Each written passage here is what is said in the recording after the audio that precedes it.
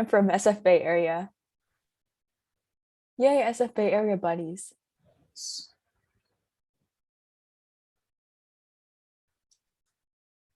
Okay, we'll get started here in I'm just a from minute. SF Bay Area. Oh, I hear myself echo. You still hear it? Oh no, not anymore. Cool. Just want to check. Okay, we're now live on YouTube as well. Hello, YouTube buddies. All right, cool. What kind of design? Oh, go ahead.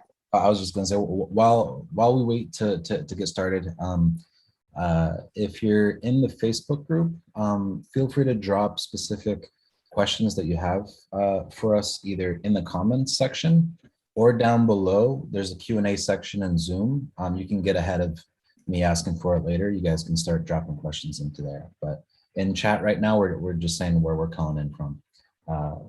You're about to say, Grace? Oh, usually ask some icebreaker questions. And my icebreaker question is, what's your favorite fruit? What is your favorite fruit? I like dragon fruit. How about you? On the spot, I want to say kiwi, which I I like did, kiwi. which I don't like. I'm surprised I'm saying that, but I think that that's my fruit. Nice. It's like kind of adds. It's like kiwi and pineapple. I think they have like enzymes that dissolve, like break down proteins in your tongue. That's why your tongue kind of stings when you eat them. I saw some Yeah, people say pineapple. Random fact from biology. interesting. Yeah, that is the only thing with kiwi is that like after the second or third one, like I feel like the top of your mouth is just on fire. Yeah, it's interesting. All right, I think we can safely get started here. Thank you everyone for joining us today. You're currently dialed into a UX career support group session. At UX Careers Support, we do these sessions about monthly. I was lazy, so I didn't do it last month, but I'll make up for this month because we've got a really great guest here. But we do these things monthly. So join the group, join the conversation, and join the community or whatever. Sorry, I should really write down a pitch or something. But my guest today is Grace.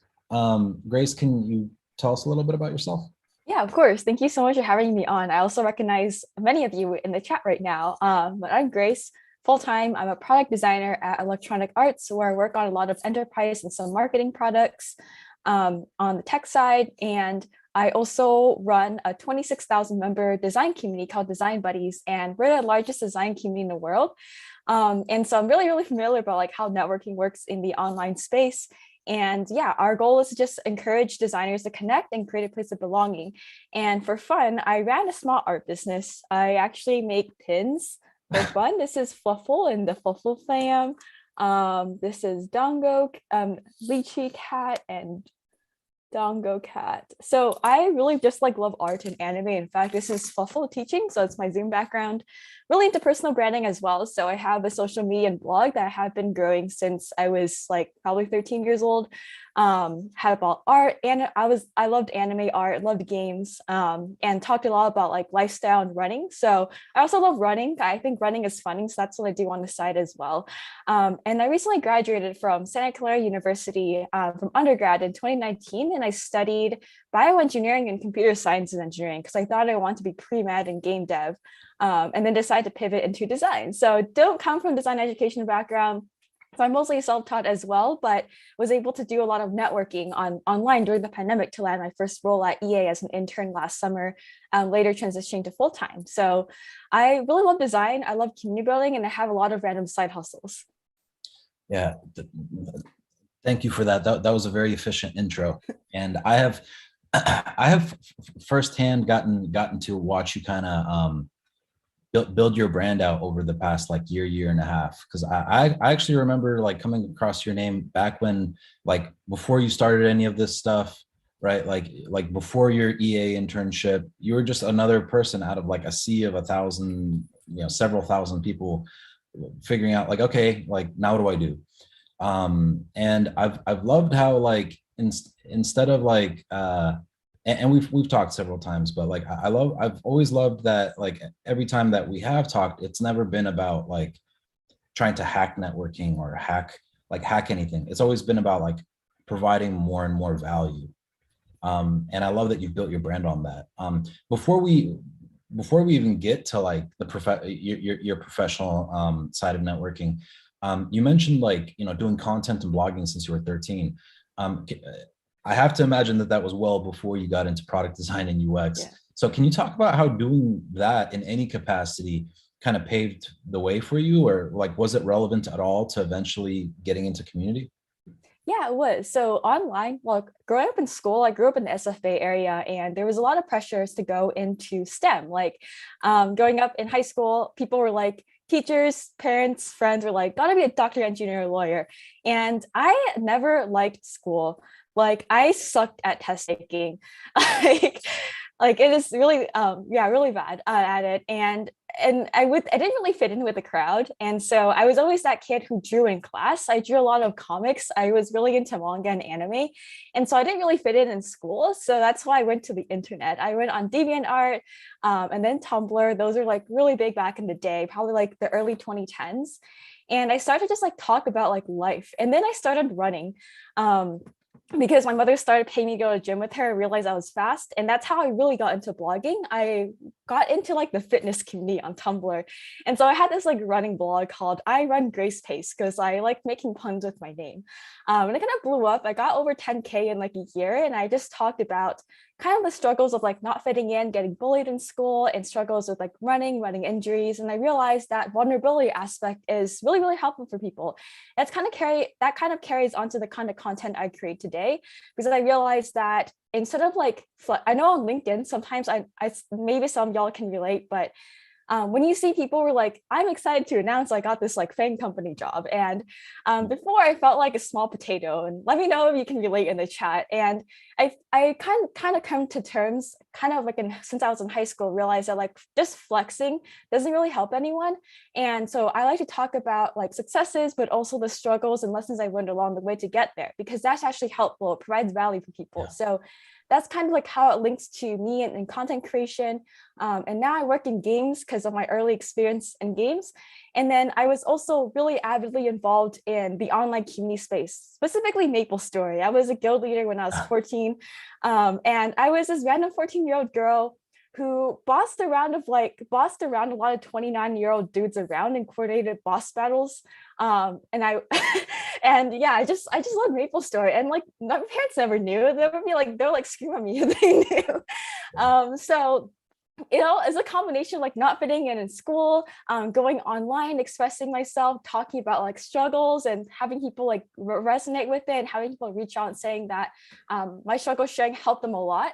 And so I really feel happy when I receive those messages. And me just loving games and MapleStory, and leading guilds with random dudes on the internet, and gathering those communities, and later forming design buddies from that experience. I totally remember smashing mushrooms in Maple Yes. Story. That's pretty awesome.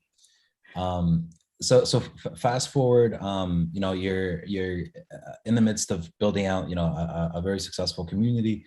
I would probably call like being very in community and managing like a small one of my own. Like I can tell you, you probably have the most active design community in the country right now. Like size aside, like it is very, very engaged, and it's the only community that I've recommended in my own community for people outside, to join.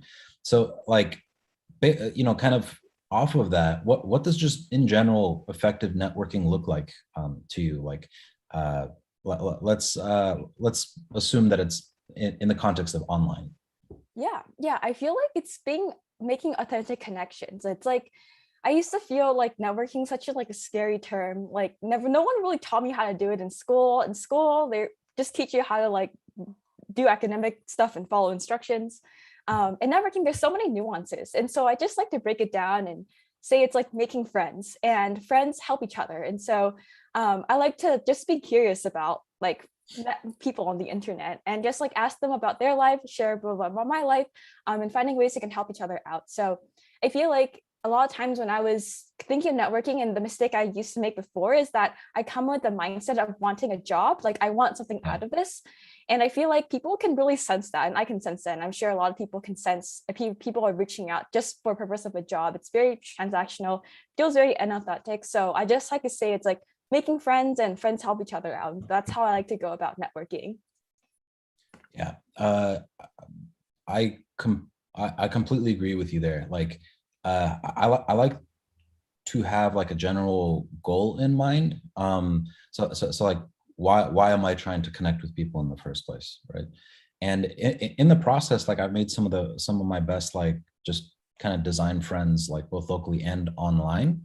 But like you want to have just like a general process in how you kind of go through that crowd. Like if the internet is just one massive design conference, right? You have to have like a method as to how you go through it. So like how do you go through that? Like when you had goals and when you were trying to build out your network, how did you navigate, the million something people to kind of go through to identify like, okay, like I want to build a relationship with this person and this person and this person.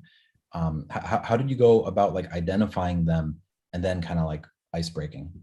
Yeah, great question. Because I know the internet is just a vast, wild place. And how it kind of started was so my networking journey kind of started when I really knew what networking was at Grace Hopper in 2018.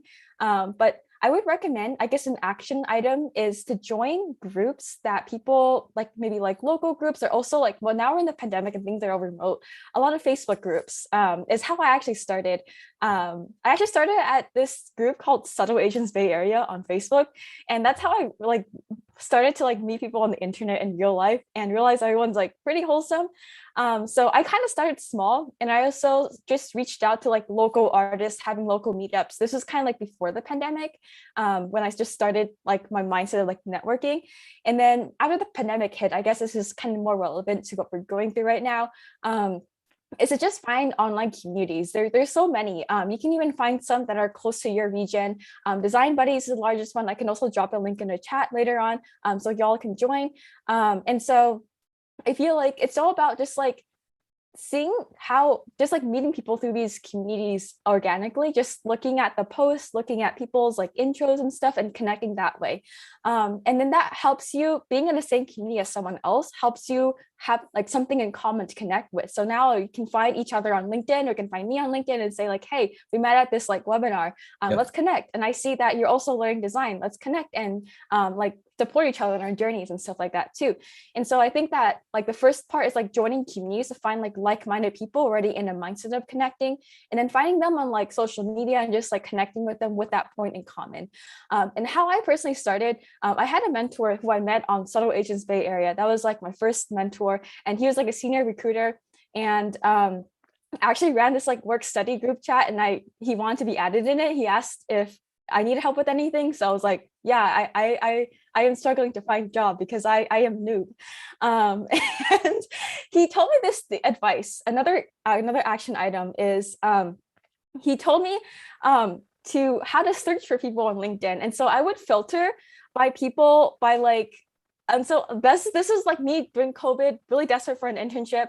And I was just like, okay, senior manager or director, and filter by company, filter by location, connect, connect, connect. Mhm. And I would send a personalized, so I sent 400 messages, 400 connection requests. And this is what I would say. I would say, hello, I'm Grace. I am a grad student studying computer science and engineering, looking to pursue a career in UX/product design, and would love to know how you got to where you are today. And yeah, and so I had about 30 coffee chats in the span of like a month or so, and I got to learn, and I kind of came into the mindset without asking for a job, because that was a mistake I made really early on. But instead, I would learn about that person's journey, and I would also specifically look for people who had similar backgrounds as I do, so we can like connect more, and ask them questions about what struggles they went along the way, what's their path like, what resources to recommend, and then the director of my team at EA, Marlon, he was like, yeah, do you have anything you're doing this summer? And I was like, no. And he was like, do you want to intern for us? I'm like, yes. And so that's how I got it. Yeah, but I had a friend who did something similar, and it's really a numbers game. He sent 2,000 connection requests. Yeah. I sent 400. It is really a numbers game, and the main thing is don't give up. If you see a lot of people ghosting, that is totally okay. That's totally normal. A lot of times these professionals are busy, but it just takes you one yes to change your whole life. So just keep going and don't compare yourself to others and don't worry about it. But just to sum it up, join some action items is join in common and say that you're from the same community. And the second part is just find people through LinkedIn search and just being Yeah. curious. And then another piece of advice I like to give is like, if you ask for a job, you get advice. If you ask for advice, you get a job. So just stay curious, and people love talking about themselves. So just like ask about that person's life. And then Yeah. they'll be curious about your life too, and just become friends that way. And another thing I like to say is, make sure, my question I always make sure to ask at the end of every networking call is there any way I can help you? And so making sure that is like a transactional relationship is something I like to carry on with my calls. I really love that. On like the reason that that work that advice is so effective is, and I also keep on like reminding my mentees to almost never ask for a job.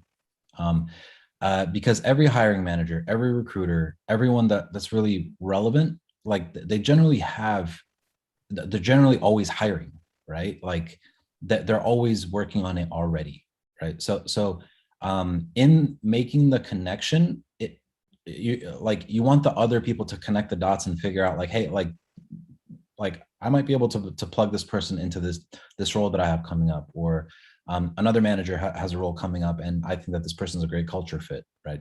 Like either way, that is happening in the back of the other person's head, right? So if it doesn't organically come up, you can assume that if you ask, like it's not gonna, like it's gonna deteriorate the quality of your conversation a little bit. So just focus on building out that relationship, and not just like with those 30 people that did give you coffee chats, right?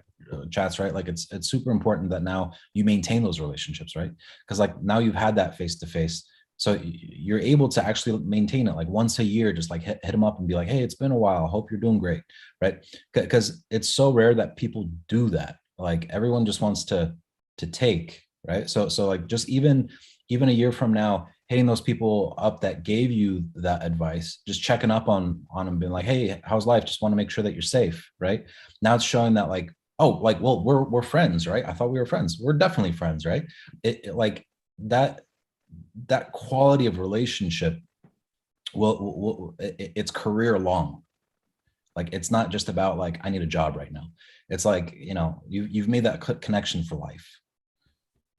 Yeah, and also keep them updated because people like to see it, like people they talk to before succeed. And so another action tip, I know sometimes it's kind of hard to keep track of everyone, is I have a CRM, which is a sales term for customer relationship Yeah, I management. used to do that too. Oh, God, you're such a nerd. I did the same thing. I did the same thing earlier. Yep. Go ahead. Yeah, Preach. exactly. So I have Notion has a great template for this, by the way. So the template on Notion is basically like customer relationship management, meaning like a spreadsheet to keep track of all your connections and the last time you contacted them. And on Notion, you can create a page of like what you all talked about. And remembering details about someone's life, like their dog's name, can mean the world to them as well. So Yeah. I always make sure remember the details and reach out to them. And you can set a formula on Notion to say like when's the last time you contacted them. So it's been a while, then you can contact them again. But keeping a spreadsheet is so easy to keep track of people that way as well. And sometimes people, if you're thinking of like when to reach out, sometimes people say like happy holidays, or like happy new year. It's also a common time to reach out as well, or whenever you land a new opportunity, something new in your life, and or like you applying their advice and helped you in a very impactful manner. So just let them know because people like to stay updated, and I really appreciate it when people like who reach out to me for like mentorship and updated me on like how my advice landed them an offer. That makes me really happy. So Yeah. they'll feel really, really grateful that you actually took their advice, because not a lot of people do that and applied it and experienced a lot of success with it. Yeah. So a lot of what you do is consciously or unconsciously, you provide value. Like, can you speak to being a value add to the design community and how you get like the return on investment you get for that? Because I know that you've got to be, donating at least 40 hours a week to the design community. How does that come back to you? Yeah, I like to, I guess like some actionable tips I would like to give someone who might not necessarily be community building, to share your learnings on the internet and just share like your journey, because even if you didn't really get a role, like a new role, but you can just like share about your struggles or just like your goals, and you can find like-minded people to connect with and form like a little support group. So just sharing your learnings on the internet and sharing like your journeys, or what I like to do in Design Buddies is we like to encourage people to share their takeaways and webinars on social media and tag Design Buddies. And so we would like reshare them as well. But just giving back and just sharing what you know already to the community, Yeah. and also connecting with people. And just, yeah, also helping, just like joining communities, answering questions, and just saying or commenting on people's posts like congrats, good job, and just being supportive, and sharing your experiences on the internet too. And you don't have to be like super master designer to like post on LinkedIn. Anyone can post on LinkedIn, and I feel like that might be a blocker for some people. But I can tell you, like the first time is the hardest, but just that hard part, you only experience it once. It just gets easier from there. I'll add one more thing that I think is actually like your biggest value add, and like you didn't list down, which is just being a super connector. So Oh yeah. just connecting people together, like with yourself kind of detached from that, is a massive, massive value, because like at the end of the day, everyone that makes a meaningful connection with another person on your platform or under your watch, like they kind of get, like, you get credit for that, right? So you get associated with that connection. I love to be very conscious of this also, offline events. So like at offline events, I try to have a good time and stuff like that. But one of the things that I'm super conscious of at like conferences or anything that is in person, is being like aware of uh, who should be meeting who, and then grabbing a person by the hand and being like, hey, you need to meet this person, and actually getting them to shake hands and like tell them, hey, you two should talk. Like, I think you guys are gonna like have a really good time, like getting to know each other. Because then usually they do, because like both people. Online, I do the same thing a lot too. Just like if I know someone would benefit from a referral, right, just getting ahead of them even asking me for it, and just like offering it, like, hey, I actually think that you're a perfect profile for this thing, like, can I introduce you to 3 different recruiters? And usually they're like, yes, please. But like that level of kind of super connection like really reinforces your place in the community, and you get associated with a lot of value. And the thing that I think people can be a little bit short-sighted about is, you could say that, well, Yuri, I mean, you're just helping kind of like individual contributors at the lower level meet each other. Like, how is that helpful? I guarantee you that the people that matter notice these things, right? Like hiring managers, directors of recruiting firms, right? Anyone that's in a place of influence, right? Like, there's a very short list of people that organically make these connections and add this value. They are going to reach out to you at some point. So like this stuff always comes back to you. But I just want to give you props, Grace, because like you're one of the best super connectors I know at this point. Thank you. I appreciate it. I would just like to help people out. And sometimes, like, I know how intimidating it was just networking and reaching out to people. And I had a lot of people in my life who helped me connect with people. So it feels nice to be able to like be in a position to also connect people with each other as well. Yeah. Uh, Mistakes. What are some mistakes that you made early on, maybe still make, and maybe mistakes that you see people in your community or LinkedIn make a lot? Yeah, I think the mistake I made, so I guess I'll start with the first time I went to a tech conference. A new conference related to tech in my life was Grace Hopper in 2018. Mhm. And so some context, I came in as a scholar, and I that gave me a lot of ego actually coming into that conference. And I was like, wow, I am super prestigious, fancy scholar title, updates my LinkedIn. Hi everyone, I'm a Grace Hopper scholar. Um, So the first mistake was coming in with too much ego. I was like, yeah, I am the best. Look at me. I am so cool. um, and and it was people like just didn't vibe with it. I mean, like some people did. Some people were like really nice. I'm like, yeah, that's cool. And they're like, yeah, bye. Yeah. So make sure you're coming in without ego. And like I would introduce myself as like, hi, I'm Grace, bioengineering, computer engineering student, fancy Grace Hopper, scholar, fancy in front of people, in front of recruiters.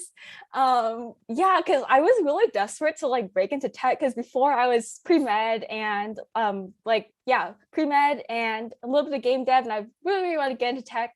So I was really desperate to get an internship, kind of like the last summer after before graduation, like junior to senior year. So I was like really hungry for that, and it put off a lot of people. And like I've like tried to like connect with everyone, and that's also leads me to the next kind of like mistake I made is in real life. It's kind of hard to leave conversation. Sometimes if you're just meeting so many people, there's always going to be people who you might not like vibe with, who are really different than you. And there's so many other people out there, so don't be afraid to end conversations, and you'll be doing the other person a favor as well. So yeah, so I would try to just like connect with everyone, just like know their life story. And the third mistake I made was telling my life story at the first meeting. And I remember this is like great game developers conference. I made my first VR game, and I was showing everyone my one whole minute demo, like 1 minute and 30-second demo video. Like every time I meet them, I'm like, hey, let's like demo, like let's check it out. And yeah, and then people were like, yeah, that's very nice. Some people were like, yeah, I gotta go, bye. Yeah. And so and so yeah, so to sum it up, the first mistake was going in with too much ego, trying to like hyper flex, because I mentioned before, like flexing doesn't really help anyone, and so I just like to focus on giving value. So like just come in without ego, coming in with curiosity. And the second mistake was like staying too long in conversations, and just like don't be afraid to end conversations. If you're not vibing with them, you'll be doing both of yourselves a favor. And the third mistake was like don't tell your life story at the first meeting. Mhm. I love that. Two more that I would add, and I know that this first one you also hate is any kind of copy paste networking. Like, Yes. make sure that you are not like copy pasting anything. Be really intentional about who you are connecting with. And if you want them to actually like respond to you, right, like give them a legit reason to. Don't just like blast people. It drives me crazy because like I get a lot of people that hit me up, and it's very obvious that they just like copy pasted some message when they're DMing me. So avoid that. It's like, it looks like rain's coming down here.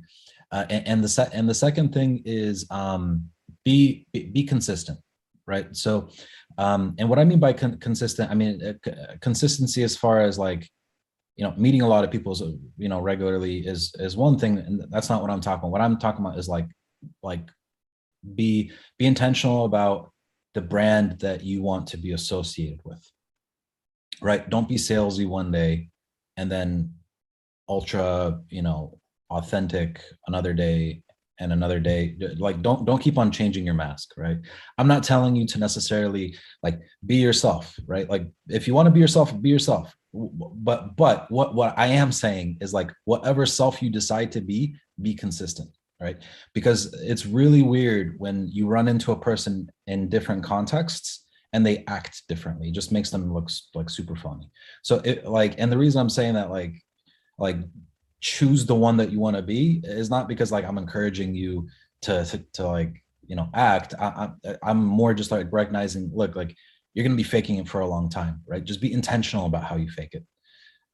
Don't like put on a new mask weekly. Like if you want to tell yourself that you're gonna be super technical, right? Then like make that your brand. Like if you want to tell yourself that that you're going to be all about leadership and people management, then run everything through that lens.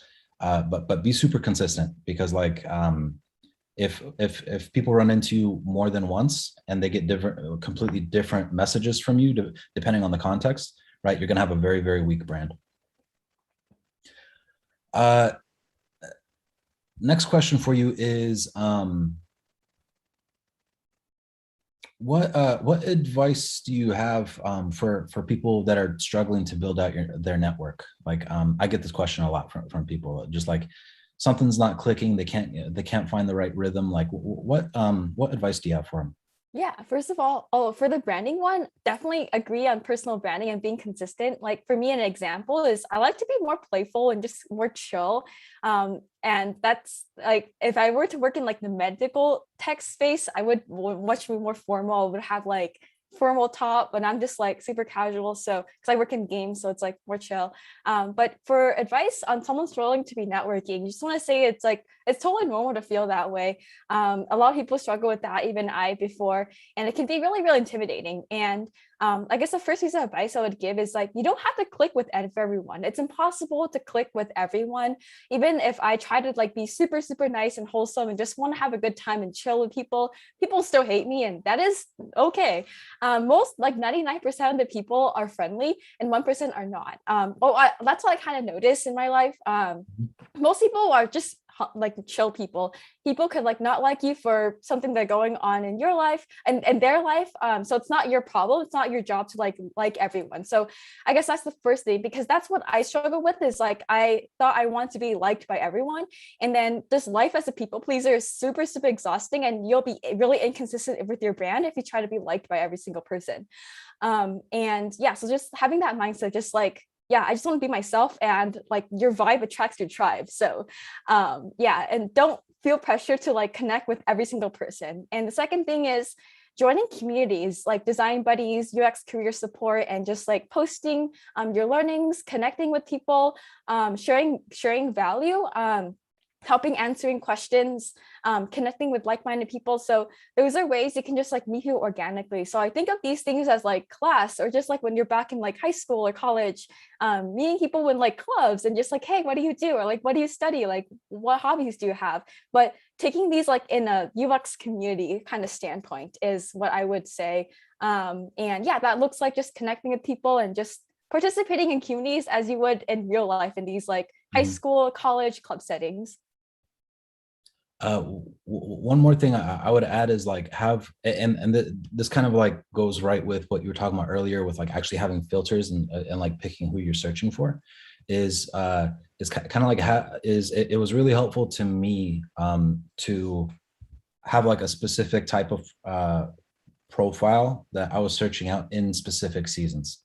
So like I would be intentional of like, okay, for the next couple months, I'm just going to focus on building really good relationships with recruiters, right? And that helped me like really early on, because like it was through those relationships that I eventually was able to land my first big break at Microsoft as a self-taught designer. And then you know, at another point, like I was really intentional of like I want to have as many design managers that as many meaningful relationships with design managers as I could. So then like this was actually more offline than online at that point. I would just be like really intentional about figuring out like, okay, at this like design event, because I would go to a lot of local events, like I would actually ask and, you know, kind of connect the dots like with people that I would network with. I'd be like, hey, do you know any design managers here? And 9 times out of 10, like they'd be like, oh yeah, like that person works at Sonos, or that person works at eBay or whatever. And then I would like make it a point to make those connections and then take them and, you know, then get their LinkedIn and stuff. But it wouldn't like don't just kind of like scatter shot, just try to like network generically all over the place. Like be intentional about like, okay, like these are the types of connections that I'm trying to make right now, and then just change what that goal is like as necessary.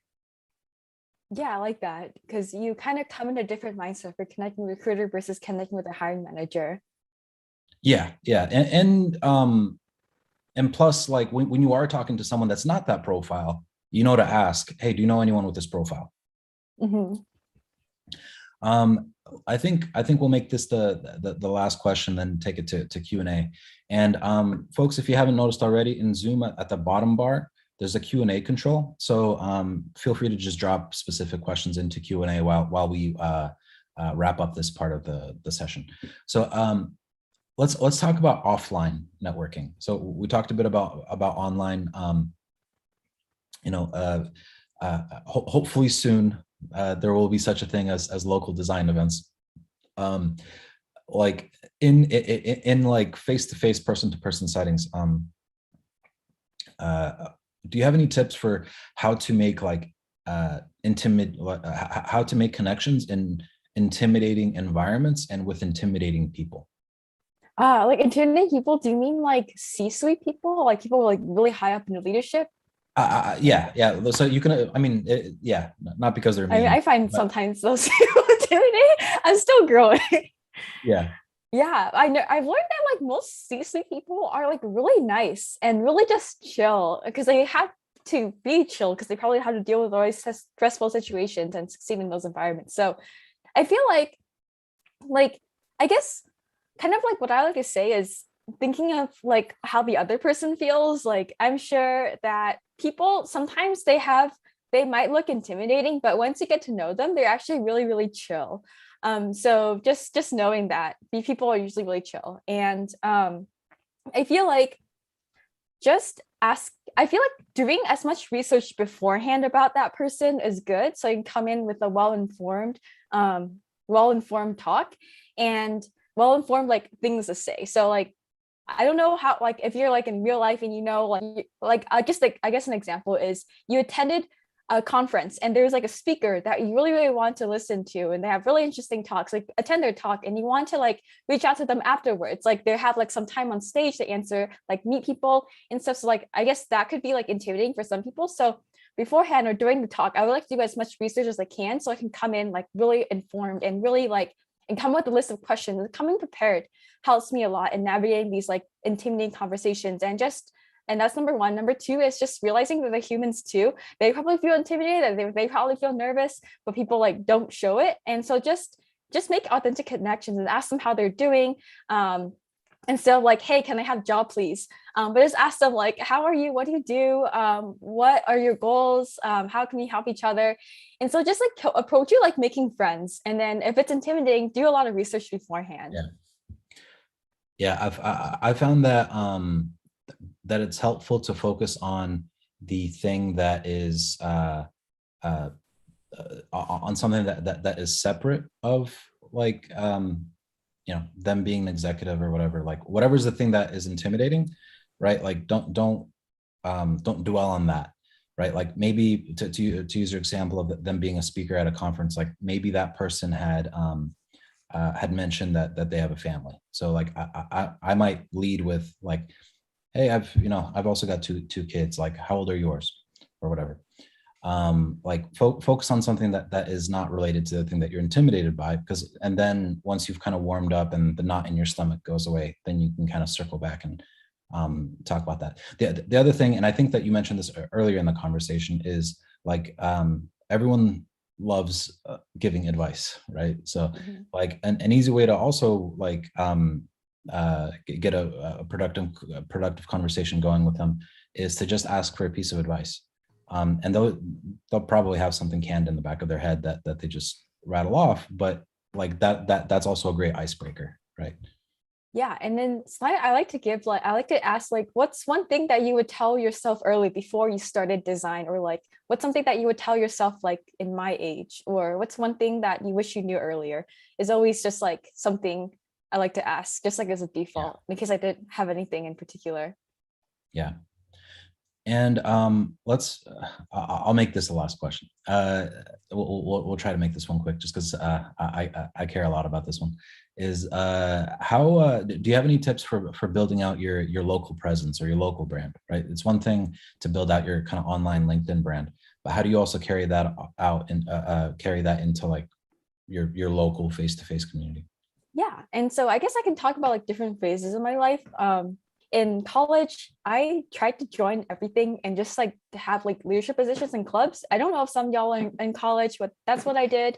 And just being there and just being present and showing up and Mhm. just being known and volunteering to take initiatives and help each other out and stuff like that too. So that's what I did in college. After college, um It was very shortly before the pandemic happened, actually, but I was really involved in the art business space. I've always wanted to table at anime conventions in my own artist alley booth and start my own business, just for fun. It's just like my playground, and I met up with local artists. And how I would find them is when I was tabling at conventions, I would just like, because they're probably local because they're at the same convention. I was just like, hey, I love your art. Like, how did you get into art? And then if we vibe, I'm like, let's connect. And so I actually had this messenger chat. It was called like SFA area art meetups. And then Uh, uh, Tony, can you please mute? Yes. yeah. No worries. Yeah, so I actually had a group chat of local artists that I just like made and connected people together that way, and people like found collaborators. So that's what I did when I'm going into a new field. Maybe we could do that with design, but I just went up to people in their booths, like literally. I'm like, hey, I like your art. Like, what do you do? And if we vibe, add them to the group chat. Or I had like an Instagram DM as well. So I had that. And then in that group chat, I had like meetups every single week.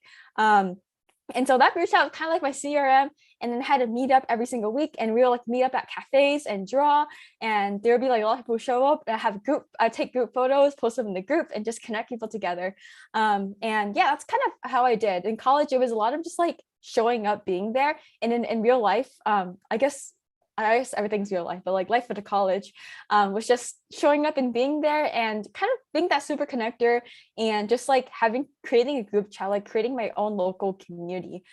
Because I realized a lot of artists or like designers, they want to connect, but it just takes, and they don't, no one really like takes, not a lot of people take initiative.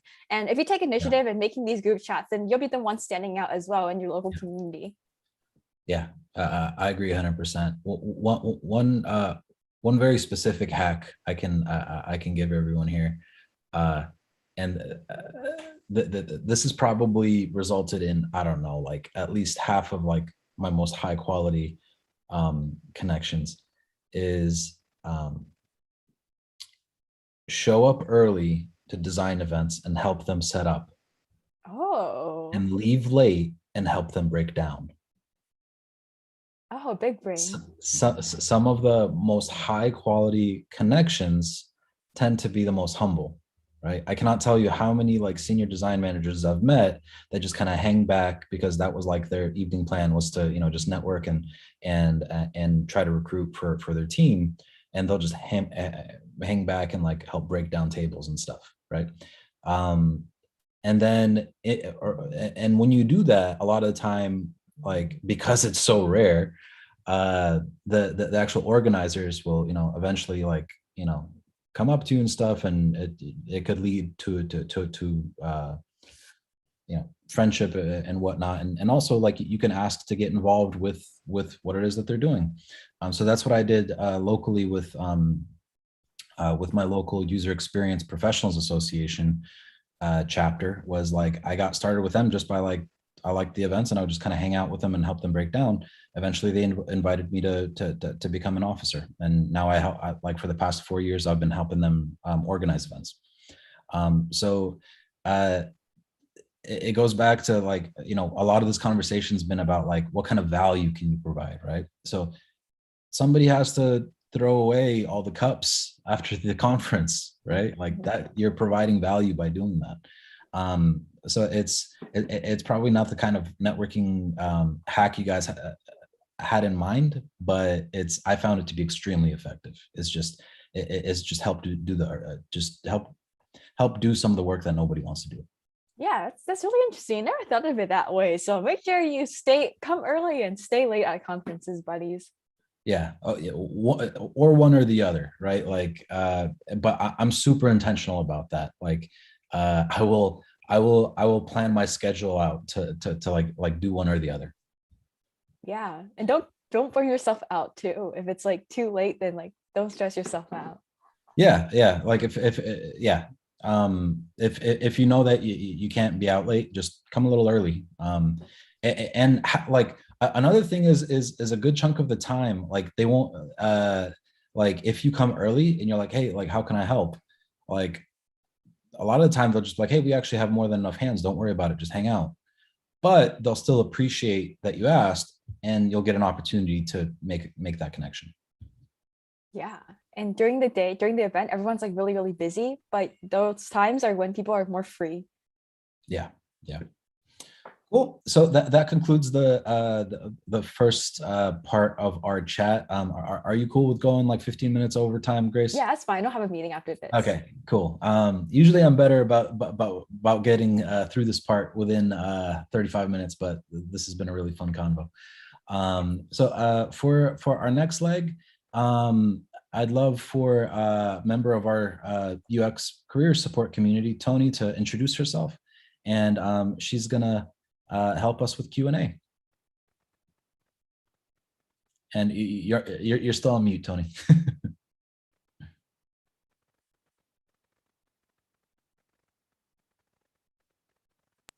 Sorry, I'm Yeah. having technical difficulties here.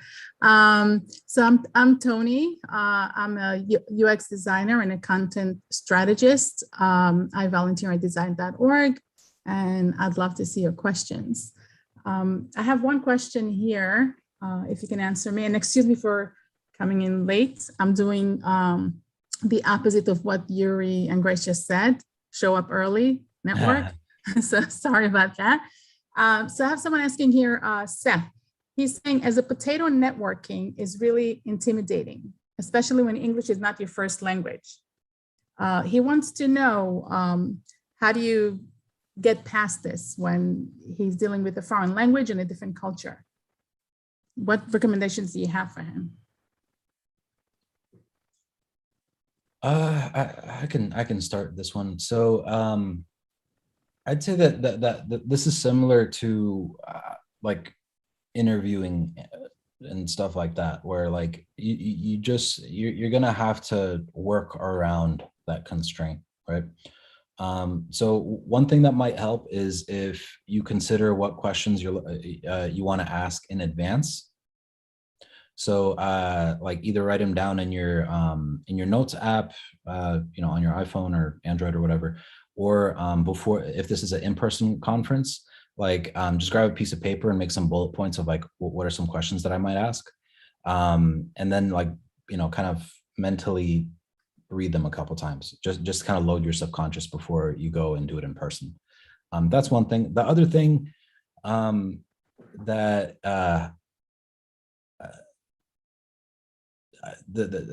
I'm like trying to think of a more elegant way of putting this, but like just don't talk too fast. Like I find this with like and it's not even like a specific ethnicity. I just find that in general, like I'm an immigrant, but I grew up in the States, so I don't have too much of an accent. But I find that like the less time that you've been here, like no matter what ethnicity you are, like when people get nervous, they tend to talk faster.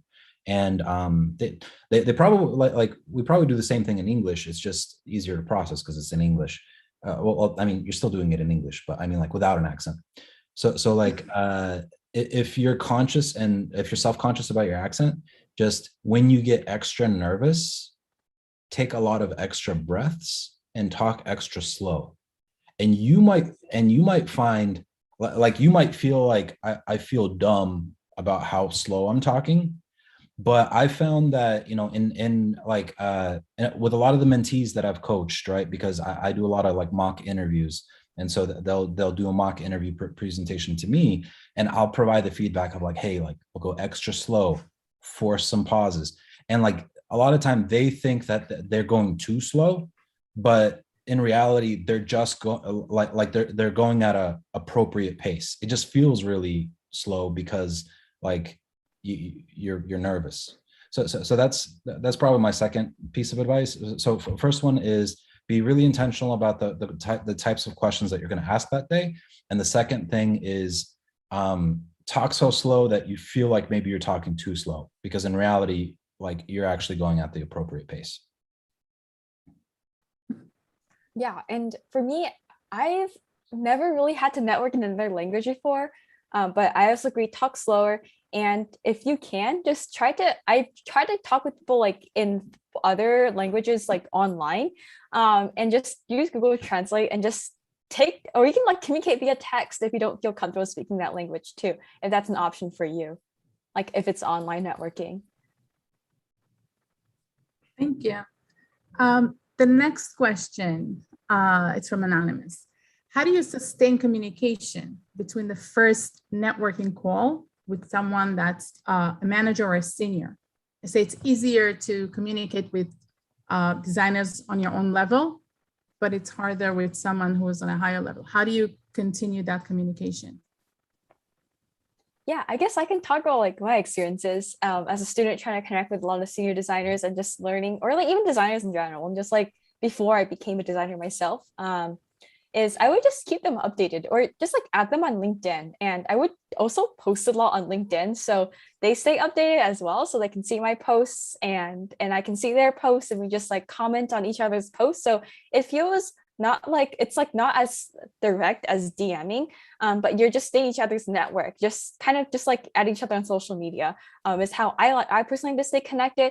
And if I have like a really, really impactful conversation and they gave me a lot of really great actionable advice, I would just like to update them every few months or so about like how I'm doing, or like every time I get a new job or like new thing in my life, applying their advice, I'll reach out to them again.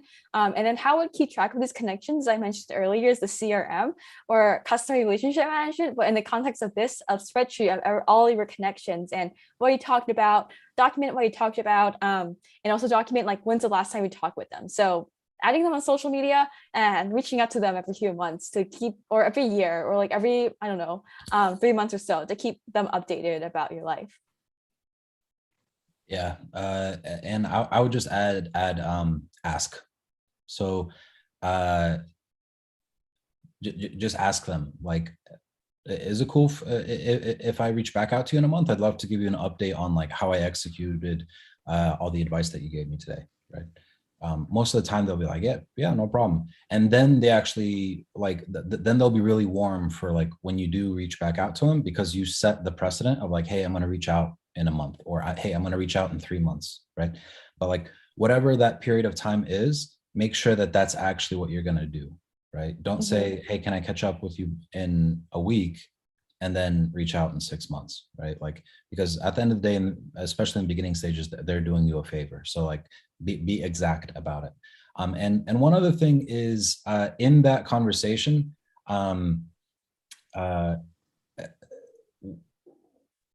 make sure to ask if there's anyone that you should be talking to.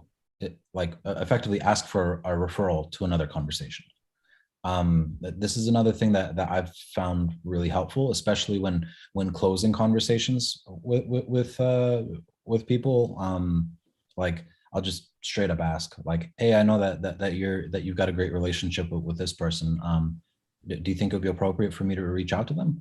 Or if there isn't someone specific that you are trying to have them be a bridge to, just kind of blanket ask, like, hey, is there anyone that you think I could learn from? Or are there any people that you really think that, would be helpful somehow, or like whatever? Like you can phrase it different ways, but the point is like leverage connections to get more connections. Yeah, and also ask how you can help them out as well. Yeah. They usually don't expect it, and you'll stand out that way. Yep. And sometimes it would be like giving feedback on their product, so that's another opportunity to reach out. Yeah, it could be literally anything. And some people, I guess for me, they want like opportunity to speak at Design Buddies, so that's when I make that happen for them. So it could be anything, but just ask them how you can help them out. And giving feedback on their product is super, super helpful as well to them. Yep. Thank you. The next question, it's from Bobby Bishop.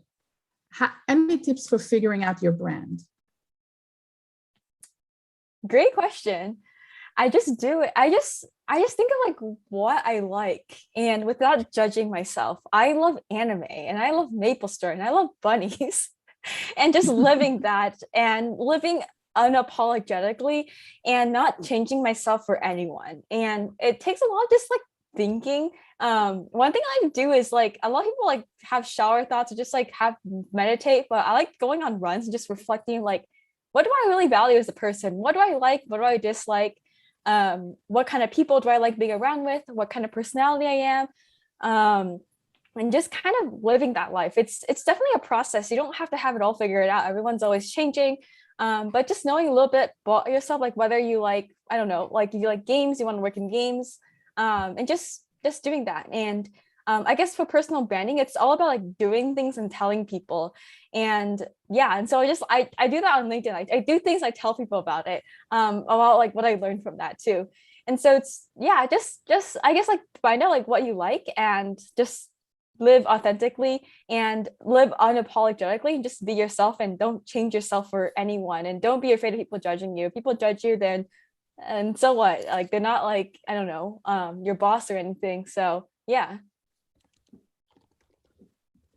To I feel like in some ways, like as far as branding goes, like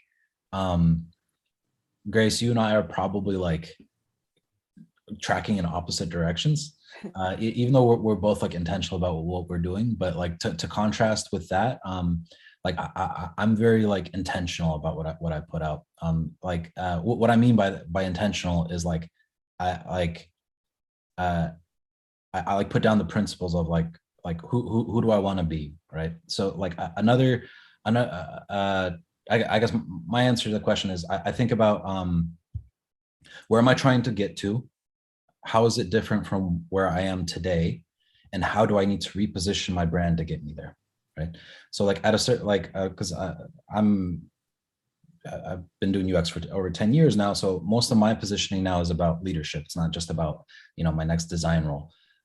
So if you go to my portfolio, a lot of my stuff is, you know, like I'm intentional about, you know, I've changed my branding to like utilize a lot of serifs. It's a little bit colder, right? Like it's all about like mentorship, and I have my own values and principles, like an entire section, right? Like the tone of voice has changed, and that's because I'm positioning myself for where I want to be, not where I'm at. So that's my answer to that question, is just think about who you want to be when you grow up, right? Like 5 years from now, where do you want to be?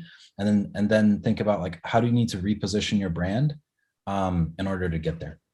Yeah, definitely. And I guess for my own portfolio, it's a lot of bubbles and bright colors, because I like games, I like social media a lot. So I kind of reflect that. Like I guess for some of y'all, like think of what industry you want to be in and kind of design your portfolio and your brand based on the industry. Yeah. And be comfortable with changing it, right? Mhm. So like every 6 months, like like that goal is gonna get adjusted a little bit, or maybe a lot, right? Like for a little while, like I had changed my portfolio to talk about how I'm a voice designer, and then I learned I want to get very far away from voice design, so I had to do a hard pivot. But like just be intentional about, you know, where you're pointed. Yeah. And also don't put like this is a mistake I made before, but don't put in your portfolio like I am a UX designer, engineer, blogger, influencer, artist. Just stay focused on your portfolio too. Yeah, yeah. And if you do bring like cute brand elements, make sure that they're compatible with that future. Don't just be cute for the sake of being cute.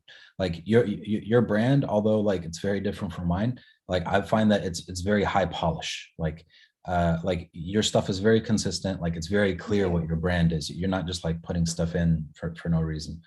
So just it doesn't matter like where you want to take your brand, as long as you're very intentional about what the end goal is. Yeah, definitely. And don't be afraid to showcase your personality too. If you like being playful, then don't hide that from people. Yeah. There's another question here. I'm not sure if you guys answered it as you were talking, but this Toshida is asking, she said that she often finds herself in awkward situations where she doesn't remember where she met someone and how they interacted.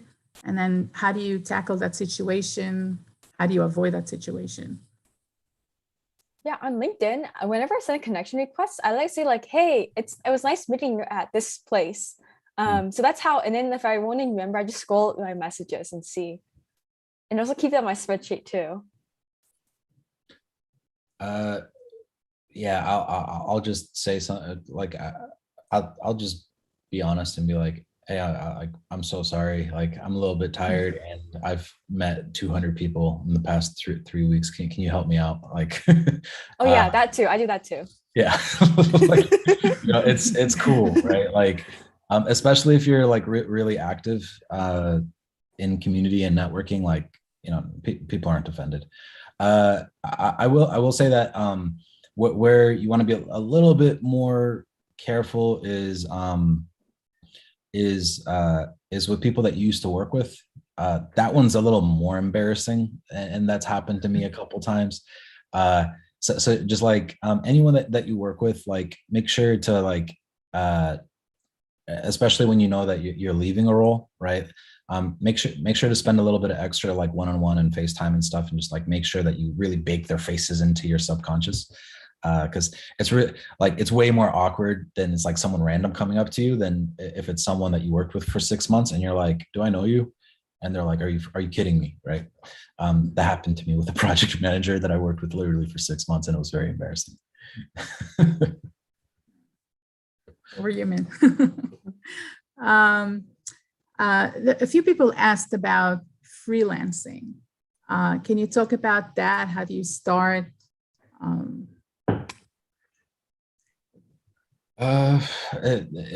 Is it in the context of networking, or just generally? Yeah, how so to- it's a little vague. So I'm not sure if it's. Let's see if we could talk about it in terms of networking. Like How finding do you relate clients. that to networking? Like I'm, finding I'm assuming clients. maybe, yeah, maybe, right. How do you interact with people trying to find work and not being awkward or things like that? Can you think Well, about something like well, that? the things that worked for me is, because I used to do a lot of networking to find clients early on. Just make sure that you've got a lot of business cards on you everywhere you go. Give everyone 3 business cards when you give them a business card, not just one. Always give them 3, just so they can give them to whatever. But it's just like kind of like a rule of thumb. Uh, always have an elevator pitch handy. So like, anyone that you meet, make sure that they know that what you do and that you're available for work. And then if it feels right, again, kind of what I was saying earlier, like, always ask. So do you have any needs? Do you know anyone that might have needs?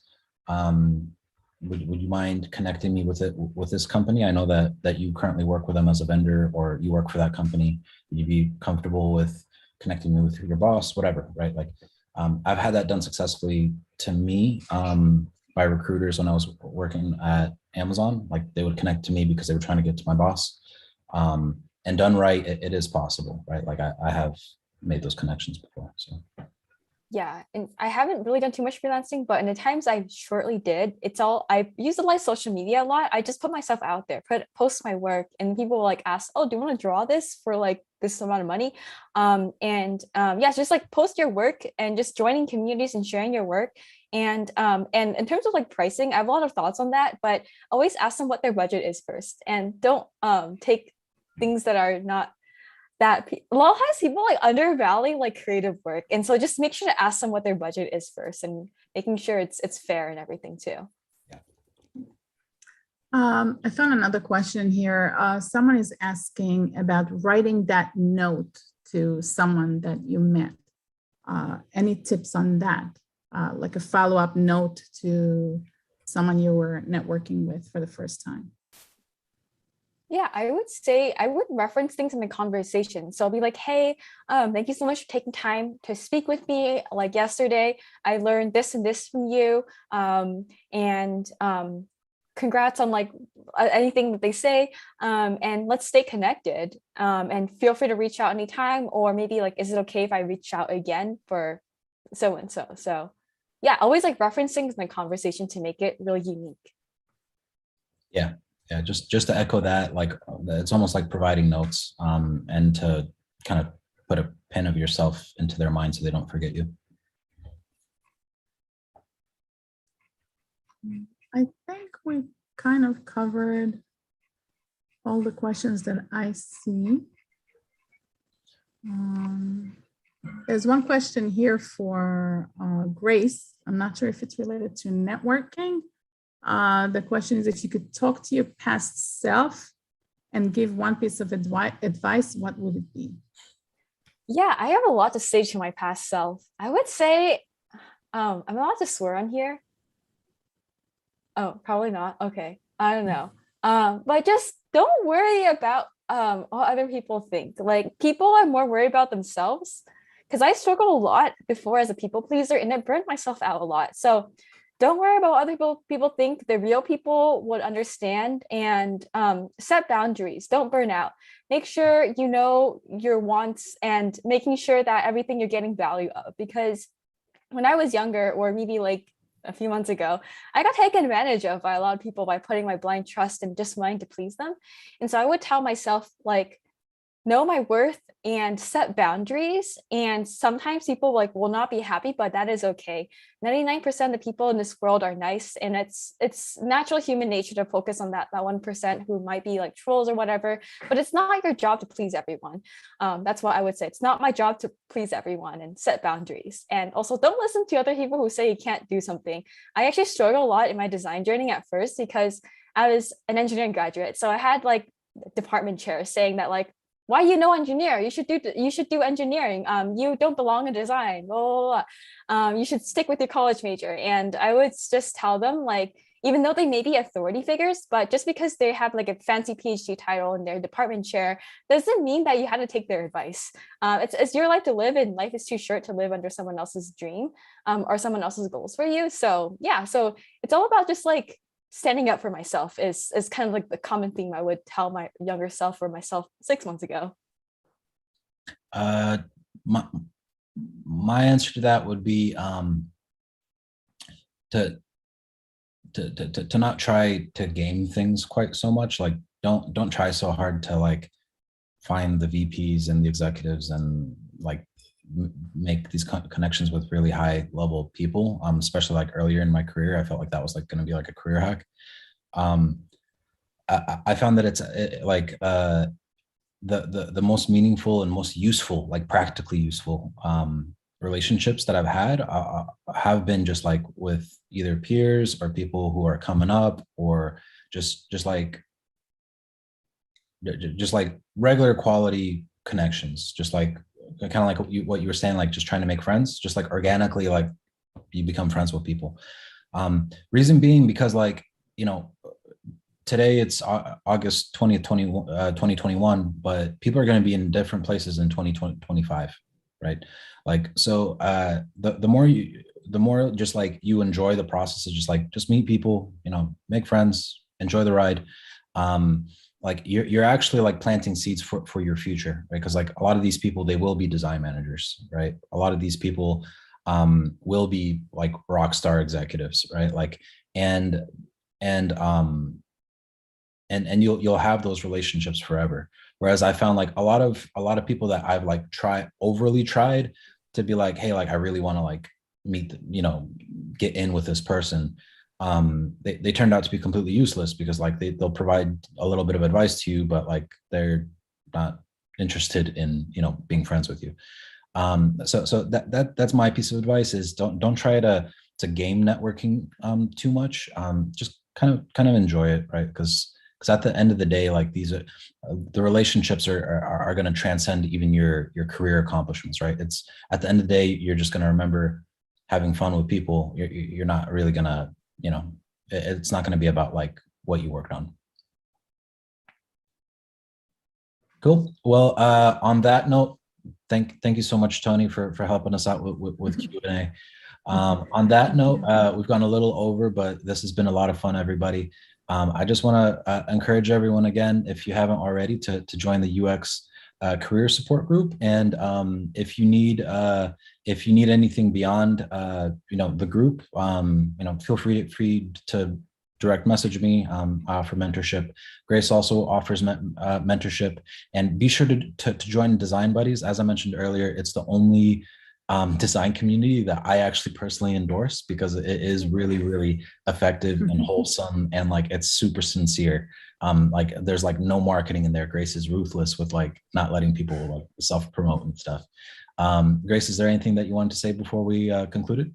Yeah, thank you so much for having me on. I really appreciate it. This is a really fun conversation, and definitely join Design Buddies and UX career support.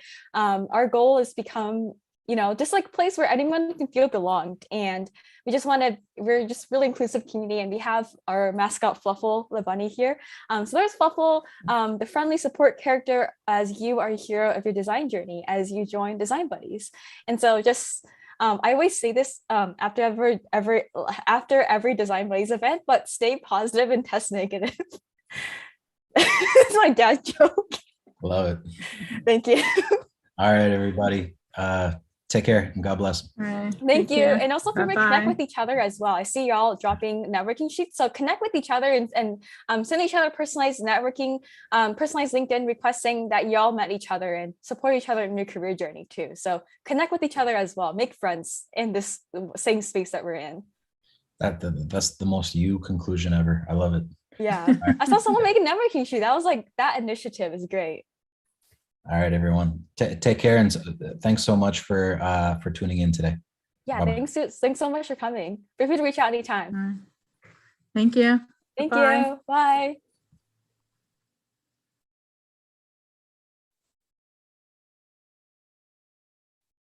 Oh, it's still live on YouTube.